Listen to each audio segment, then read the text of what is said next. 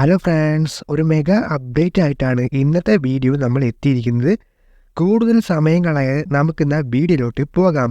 അതിനു മുൻപ് ഒരു ഇമ്പോർട്ടൻ്റ് വിവരമുണ്ട്. നമ്മുടെ സെക്കൻഡ് ചാനൽ ലിങ്ക് ഡിസ്ക്രിപ്ഷനിൽ കൊടുത്തിട്ടുണ്ട്. എല്ലാവരും ചെക്കൗട്ട് ചെയ്ത് നോക്കുക. ഫസ്റ്റ് അപ്ഡേറ്റ് എന്നത് ഗോട്ടിൻ്റെ ഒരു സോങ് ഷൂട്ട് എന്നത് ഇന്നലെ പൂർത്തിയായിട്ടുണ്ട്.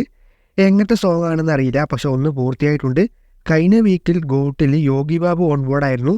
യോഗി ബാബുവിന് വേണ്ടിയുള്ള പോസ്റ്റേഴ്സൊക്കെ കഴിഞ്ഞ വീക്ക് ഷൂട്ട് ചെയ്തിട്ടുണ്ട് എന്നുള്ള വിവരമാണ് കിട്ടിയിരിക്കുന്നത്.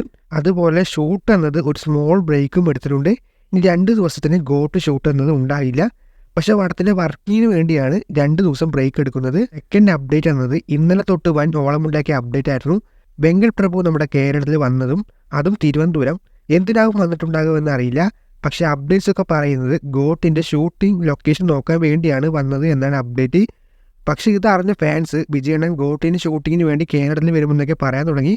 അങ്ങനെ ഒരു ഭയങ്കര വലിയ ന്യൂസായി. പക്ഷേ വെങ്കട് പ്രഭു വന്നത് ഗോട്ടിൻ്റെ ഷൂട്ടിംഗ് ലൊക്കേഷൻ നോക്കാൻ വേണ്ടി ആയിരിക്കാം കേരളത്തിൽ വന്നത്. പക്ഷെ അത് വിജയണ്ണൻ്റെ പോർഷൻസ് ചെയ്യാനാണെന്ന് യാതൊരു വിധ ഉറപ്പുമില്ല.